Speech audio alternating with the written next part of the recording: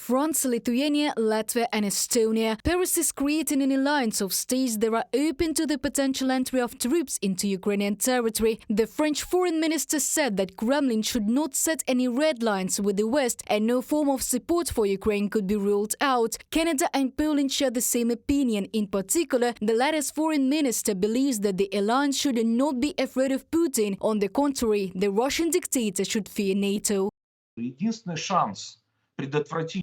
The only chance to prevent a war between the aggressive Russian Empire and NATO is to provide huge, comprehensive military technical support to Ukraine in a timely manner. Many Western politicians already understand this, and awareness of this fact in general is growing, and we can use it. This is already a good indicator that Western leaders have finally realized the threat that Russia poses.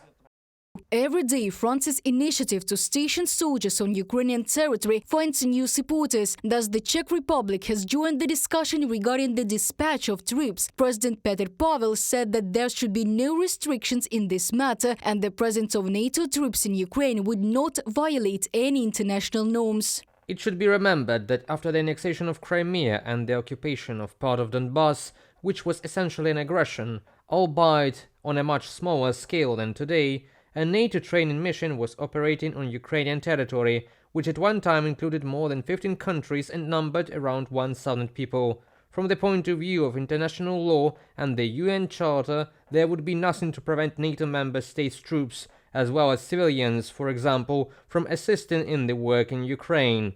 Petr Pavel, President of the Czech Republic, in the comments to Czech TV from a publication by Euractiv. The West doesn't have 3 to 8 years to refashion its defense industry slowly, refashion the army and see how it ends in the United States. Putin may not give such a luxury, and they need to prepare precisely for this option, when you don't have time, and work under deadlines. And I like the steps of France, the Czech Republic and Britain in this direction. Western politicians highlight two options for what their troops can do on Ukrainian territory. As the head of the French Foreign Ministry noted, foreign contingents can engage in mine clearance. Also, according to the President of the Czech Republic, military personnel can train Ukrainian soldiers on the ground. This will shorten the time, since it will be possible to transport several dozen foreign instructors to the territory of Ukraine, and they will not have to transfer thousands of military personnel to states neighboring Ukraine. Experts also discuss another possible option. They can be placed in certain areas. We have a long border with Belarus. Unfortunately, we are forced to keep a large number of our troops there due to the threat of attack.